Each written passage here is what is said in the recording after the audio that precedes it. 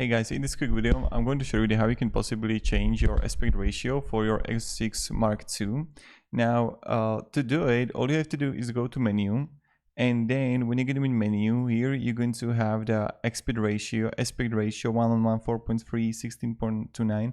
Now, important thing to know, guys, is that you need to have probably turn it to photography, not to video mode, and also you need to have it as a manual mode, and then you will be able to change the aspect ratio. So that's pretty much it, and here are like the differences between those.